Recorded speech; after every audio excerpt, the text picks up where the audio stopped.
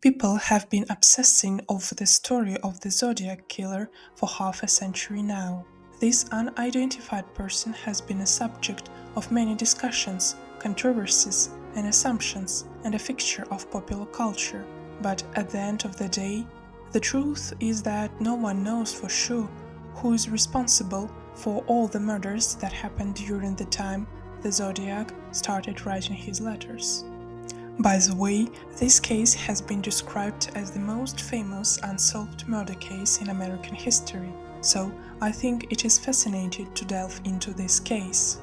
Sounds thrilling enough? Then stay tuned to learn the whole horrifying story. Welcome back to the Mystery 5 channel, where I follow down the rabbit hole to bring you the craziest stories and theories all around the world. To begin with, the Zodiac killer is the pseudonym of an unidentified serial killer who operated in Northern California in the late 1960s. The Zodiac murdered 5 known victims in the San Francisco Bay Area between December 1968 and October 1969, operating in rural, urban, and suburban settings. He targeted young couples and a lone male cab driver. His known attacks took place in Benicia, Vallejo, an unincorporated Napa County, and the city of San Francisco proper. 2 of his wounded victims survived. The Zodiac claimed to have murdered 37 victims. He has been linked to several other unsolved cases, some in Southern California or outside the state. Zodiac signed his letters with a crosshair-like symbol that became well known as the killer's signature. The Zodiac coined this name in a series of frightening letters and cards that he mailed to regional newspapers, in which he threatened killing sprees and bombings if they were not printed.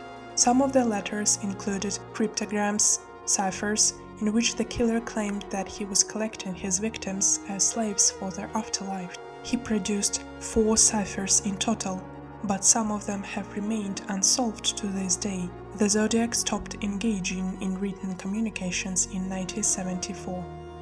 While many theories regarding the identity of the killer have been suggested, the only suspect authorities ever publicly named was Arthur Leigh Allen, a former elementary school teacher and convicted sex offender who died in 1992.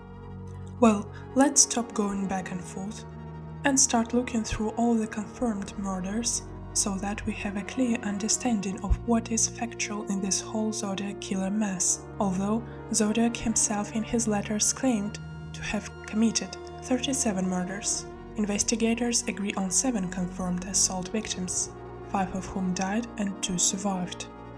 The first murders widely attributed to the Zodiac killer were the shootings of high school students Betty Jensen and David Faraday on December 20, 1968 on Lake Herman Road, just inside the city limits of Benicia.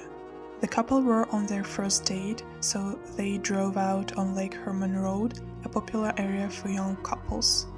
Later that night, they were shot by an unidentified man. On July 4, 1969, Darren Farron and Michael Mago drove into the Blue Rock Springs Park in Vallejo and parked.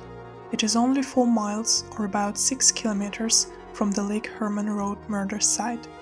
They were shot by some stranger that exited the second car parked behind them. Darlene was pronounced dead at the hospital. Michael survived the attack despite being shot in the face, neck, and chest. On August 1, 1969, 3 letters, allegedly prepared by the killer, were received at the newspapers called Vallejo Times-Herald, the San Francisco Chronicle, and the San Francisco Examiner.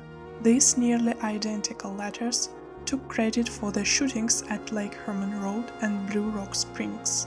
Each letter also included a cryptogram, which the killer claimed contained his identity. The killer demanded they be printed on each paper's front page, or he would go on a killing spree.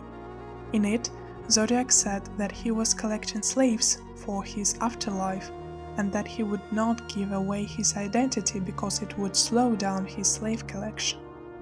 On September 27, 1969, Pacific Union College students Brian Hartnell and Cecilia Shepard were picnicking at Lake BERRYESSA. A white man approached them with a gun and claimed to be an escaped convict from a jail. He said that he needed their car and money to travel to Mexico. The killer told Shepard to tie up Hartnell before he tied her up. Then the killer stabbed them both repeatedly. Hartnell suffered 6 and Shepard 10 wounds in the process. The killer then left the couple, hiked 500 yards, 460 meters, up and drew the cross circle symbol on Hartnell's car door. They were discovered and taken by ambulance. Unfortunately, Cecilia died, but Brian survived to recount his tale to the press.